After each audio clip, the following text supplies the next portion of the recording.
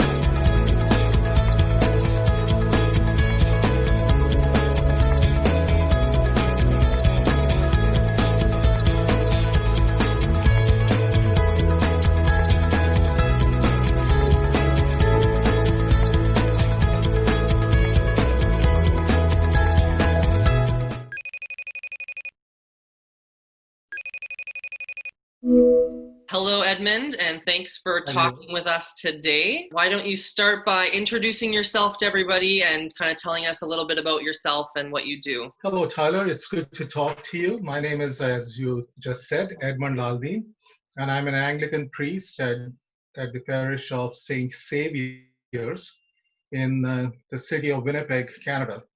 Well, I was born in Karachi, Pakistan, and when after I turned 22, and had finished my undergraduate program, which was in accounting and business management, I came to Canada as a student and did MDiv, Masters of Divinity, which is a requisite degree. At least it was in those days for one to be ordained a priest in the Anglican Church of Canada. So I was ordained in Mount Pearl, Newfoundland, and my first parish was on the lower north shore of Quebec.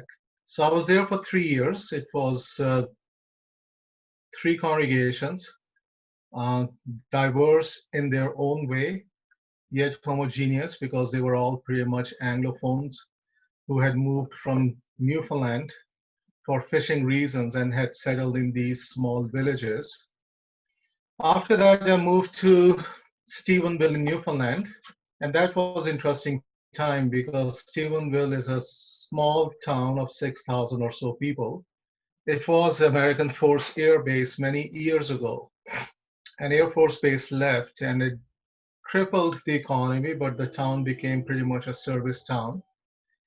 And what the interesting thing over there was that on the encouragement of 3 people, we started a contemporary service. And what we realized that in the beginning, we had maybe 5 or 6, and then it became the congregation of 75 to 80 people every Sunday evening. And we had a Baha'i person who was singing in the choir. We had a couple of Jewish people who were coming to the service. And it became not only an ecumenical service, but also an interfaith service. And that's where I saw this whole global community working together in an extremely effective way. So after 3 years or so in Pasadena, Cormac, for some very personal reasons, I moved to Winnipeg, came to All Saints Church in downtown Winnipeg, across from the Legislative Building. Stayed there for 3 years, and then I moved out to where I am now. Came as an interim. I think I did such a good job that they wanted to retain me, so they retained me. And I'm glad to be here. The whole idea which I've learned in past 25, 26 years that we have to get out of the mode of converting one another. We try in the Anglican Church or churches in general to convert one another to our way of thinking. And by doing so, we are either rejecting or accepting. So if you agree with me, you're a good guy, you're in my camp. Otherwise, I've no use for you. I should be watching out for you or watching for you that you are going to harm me, or I should malign you, side, put you aside, and whatever. And that was the whole understanding, which I learned very quickly, that we need people who are opposite to us. We need people who think differently because they will make me better, because they will see the sides which I cannot see. And in Pasadena, Stephenville, Lower North Shore of Quebec, um, and here, of course, all saints in a certain way. It was very helpful. It was extremely helpful because that made me much more wholesome in my approach to ministry or to the issues at large, particularly understanding the mind of the other when it came to contentious issues such as equal marriage, which we dealt with in Pasadena. So here we are at St. Saviour's, where one of the major impetus or focus when I came here as an interim was this lovely phrase which we coined, which was that cultivating and nurturing a culture of inclusion.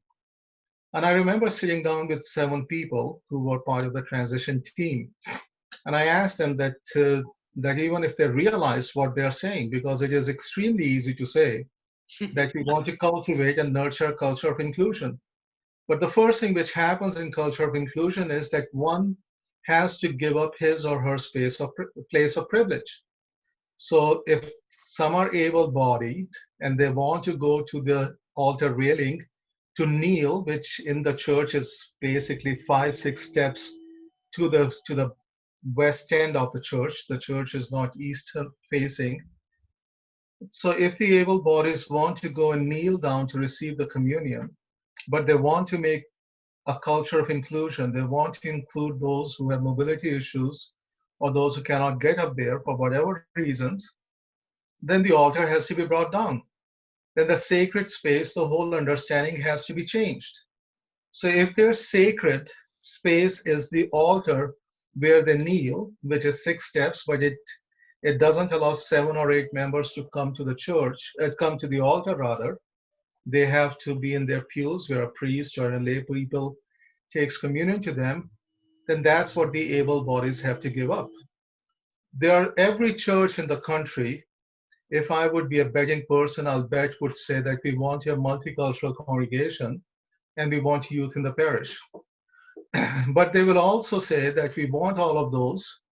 And I guess in my experience of not only the parishes in which I worked, but the parishes with which I consulted, visited on behalf of the diocese, whatnot, I realized that they wanted, or we want, let's put it this way, that we want youth and people of visible minority, indigenous peoples to be in our churches, but on our terms. We want them to act like a 70-year-old man. So we take the oldest in the congregation, who is maybe in her 90s in this congregation, and we look at a 10-year-old and say, this is how this 10-year-old should behave.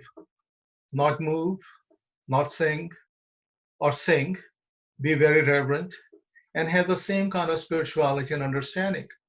But if we are bringing the youth in the parish, we want the youth in the parish, then we have to give them space. And space is this blatant nonsense I hear, and I get so sick and tired of it, that what we say is, we want you here because we want to listen to your voice. I think that's patronizing. I think that's disgusting. Because what we are saying to a person is that I want to feel good about myself, that I've given you, Tyler, a place to talk.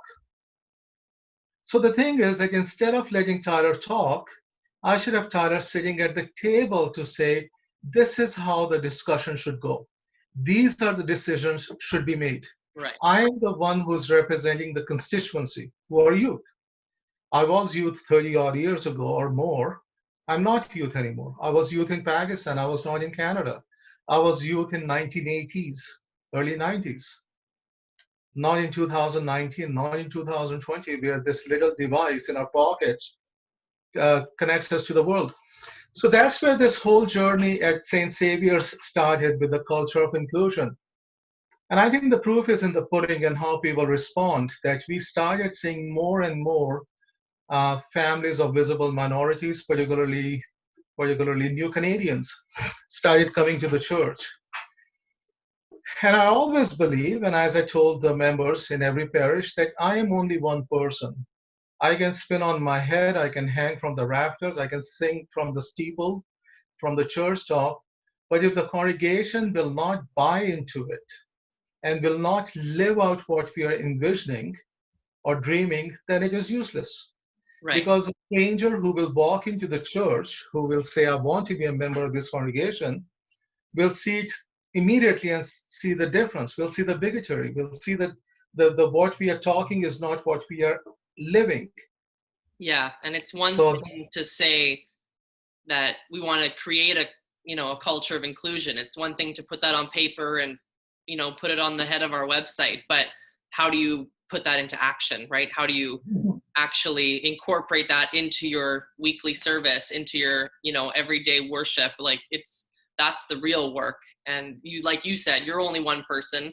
That comes from the culmination of everybody working together in the congregation.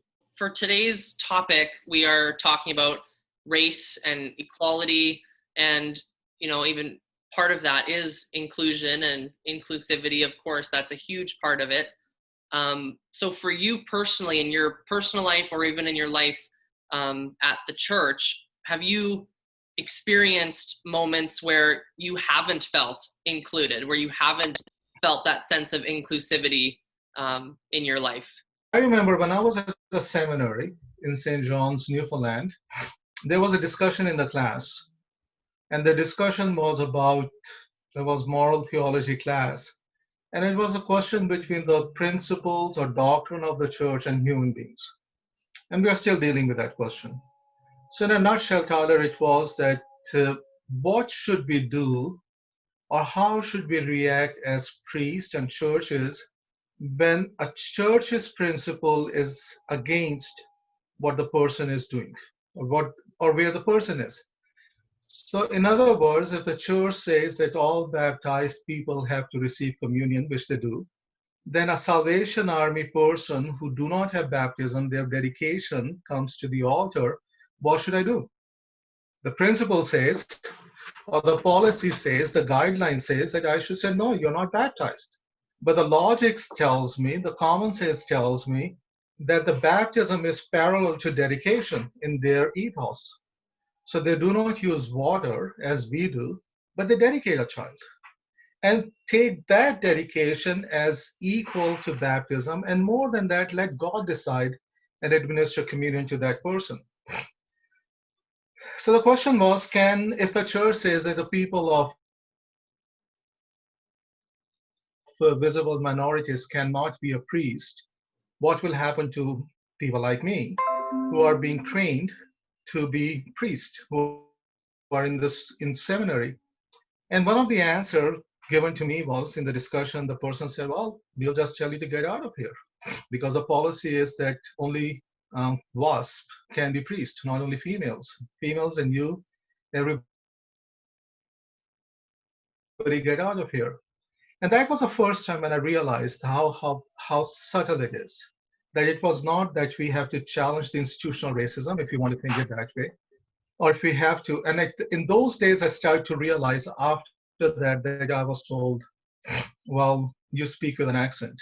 I thought it really funny because I was in Newfoundland, and Newfoundlanders speak with a beautiful accent, which is Irish Scottish, based on different communities. I'm married to a Newfoundlander. I can speak in dialect. I appreciate every bit of it. But somebody who speaks with an accent and is ridiculed because of that accent in most of mainland Canada is saying to a person from Pakistan that you speak with an accent in a derogatory way, in a way that nobody will understand you.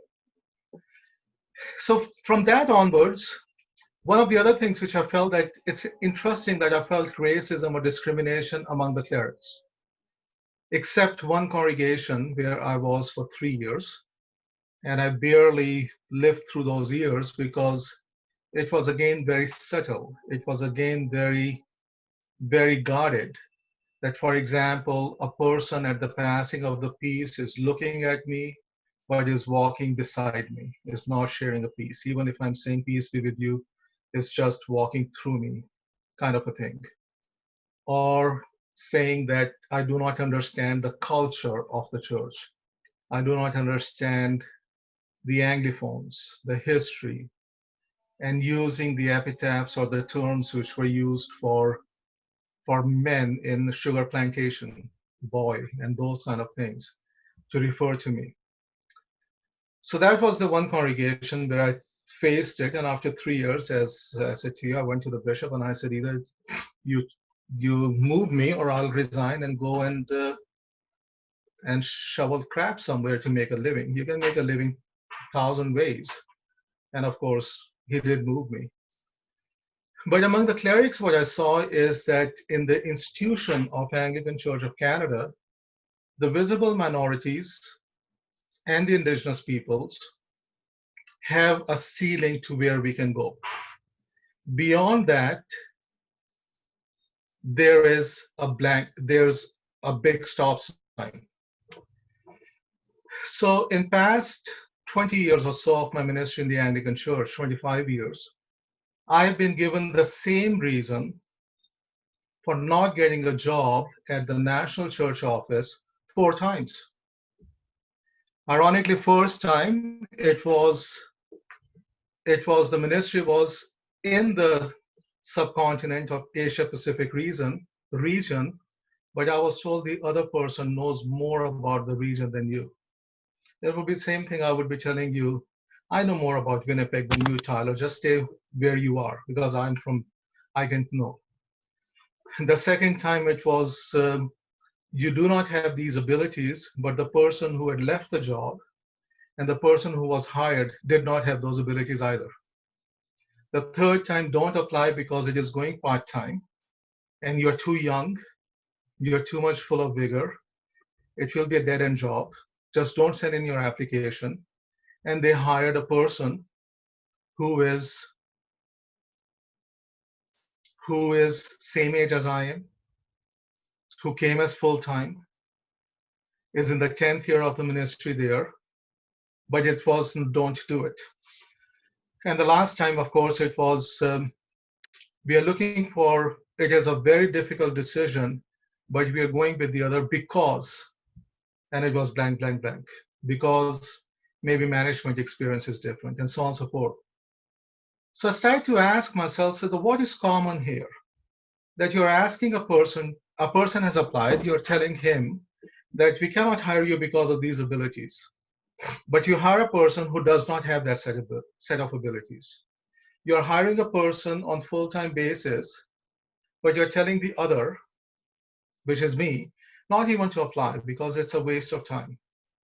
Or you're hiring a person in which you're saying, it was so close, but we had to make a decision, so we made a decision. And we know psychologically, we know through statistically that whenever hiring committees are at a standstill, stalemate, they go with the traditional routes. They go with their default position. And in this case, it was a default position. So there were several other things which happened and were outlined, the questions, the way they were interpreted, the way whatever happened.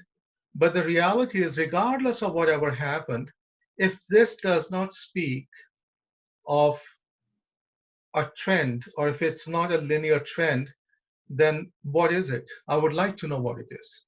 That when a person from Pakistan is told that the other one, who is Canadian, knows more about subcontinent or Sri Lanka or Asia Pacific, I thought, really, that is incredibly interesting. And that's a story, basically, when you look at the church, that institutional racism is so deeply embedded that in the Anglican Church of Canada, when we look at the National Church House, there's no person of visible minority in any leadership position.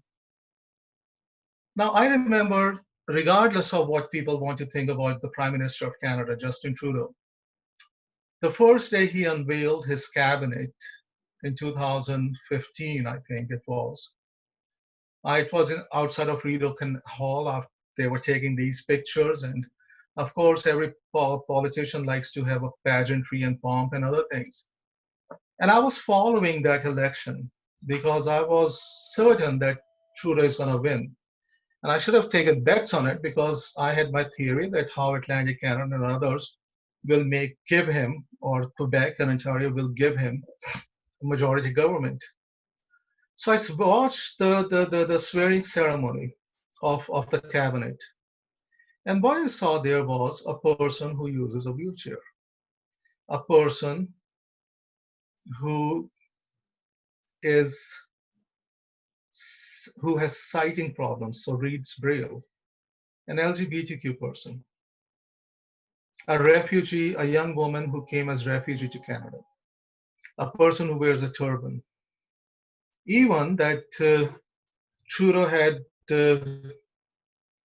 Andrew Leslie in his cabinet, or he elected, and he was Lieutenant General of Canadian Armed Forces in charge of Canadian Army. But Trudeau gave Ministry of Defense or Defense Minister's portfolio to a reserve retired colonel who's of Sikh origin. And when he was asked, Trudeau, that why is your cabinet so diverse? And Trudeau said, it's 2015. This represents Canada. So yeah, so in a short, just one sentence, in one word, yes, there is racism and there's also racist elements in the church, and I faced both. Yeah, in various ways. I think that's a good transition into my next question, which is basically that I think what's happened is youth in general are very forward-thinking, very liberal, very progressive. And I think, what would you say to youth who are maybe, wary about coming to church and being involved in the church? And, you can speak specifically to the Anglican Church that they might see as not that progressive, not that inclusive or diverse right now. I firmly believe that the youth of the world are the ones who are leading us. They are the ones who got it, that this is what the gospel is, this is what the church is, this is what living with God is, this is what equality is. That it's a known fact now that millennials will be poorer than their parents. Now, until this generation, every generation exceeded the wealth their parents had. But millennials will be the first generation who will be poorer than their parents because of their values.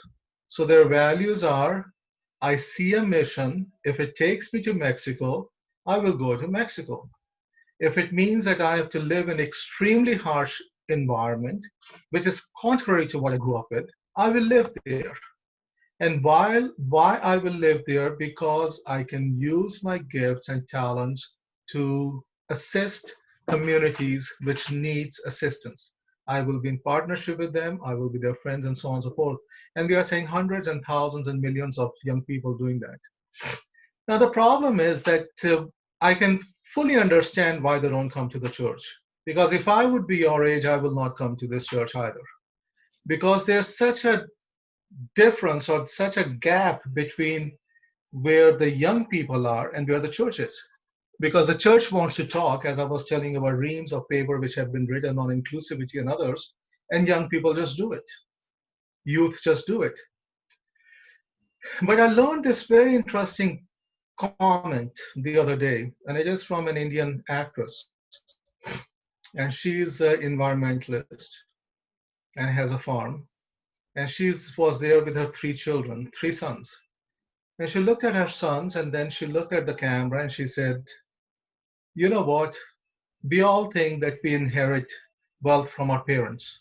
I believe we borrow from our children. We borrow this earth, we borrow the resources from our children.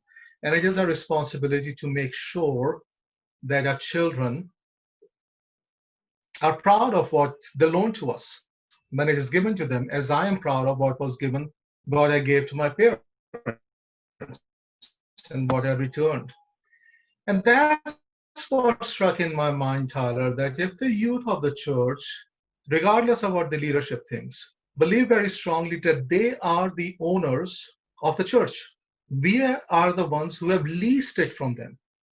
And in the owners, they can come and, as what was it, Alexander the Great, who said, I came, I saw, I conquered, that they come and they bring that positivity, they bring that vision, they go into the leadership positions, and they start to transform the church.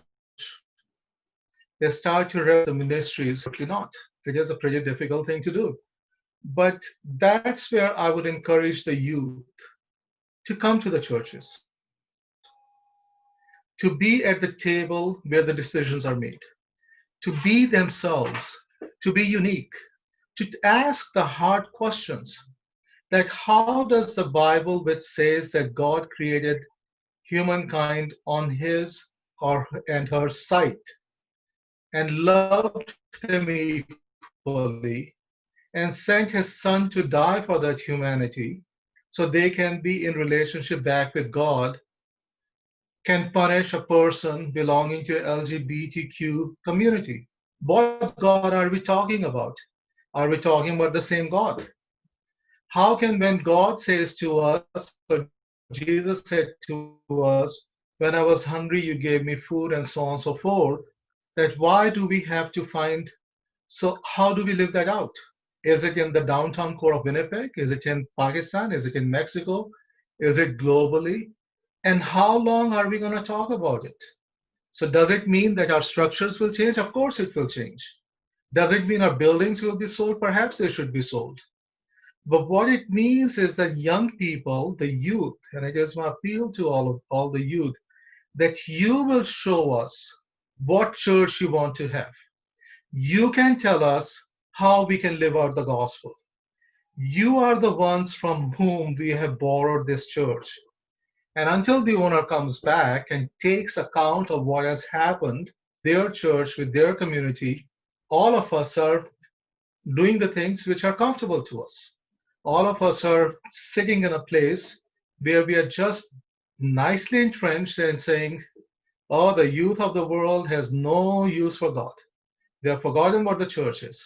They're doing this, they're doing that, not realizing that how progressive all of you are and how ashamed I am when I think about the vision you have for the world, you have for one another, and everything else. And of course, just a last thing on that, and to people of my age and older and younger, those who are not youth, the easiest thing we do is that we look at one example, which is not the best example, and paint everybody with the same brush.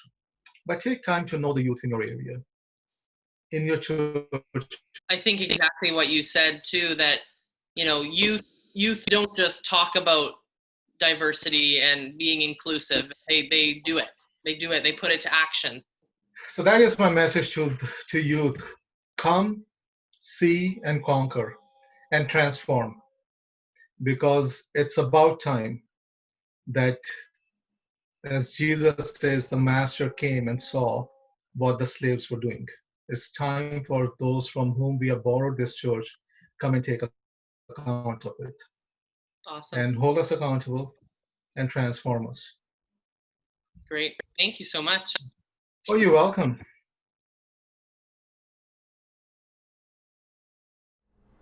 Check out this video about inclusion.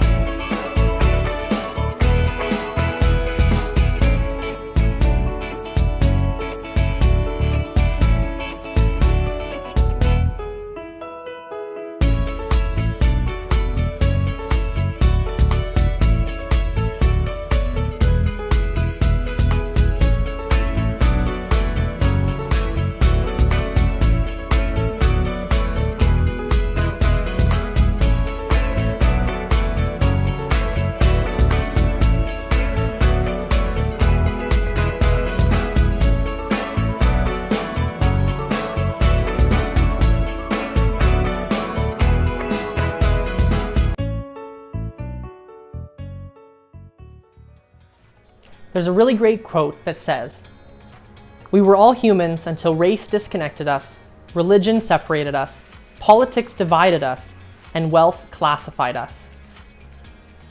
It's so important to remember that we all are a part of the human race. We have to remember there's no us and them. We need to work together. We need to come together. We need to share kindness. We need to spread love. And we need to be inclusive of everyone at all times, in every situation. God says, love your neighbor as yourself. It's so important to treat others the way you want to be treated. It says in Acts 10, verse 34, "Then Peter began to speak. I now realize how true it is that God does not show favoritism, but accepts men from every nation who fear him and do what is right." We are all loved and we are all equal in God's eyes. Thanks so much to Reverend Edmund for sitting down and chatting with me about race, equality, and inclusivity. If you haven't already, click that subscribe button, hit the bell icon so that you get notifications every time we post, every Sunday at 2 p.m. Thanks so much again for watching. Have a great week, and we'll see you next time.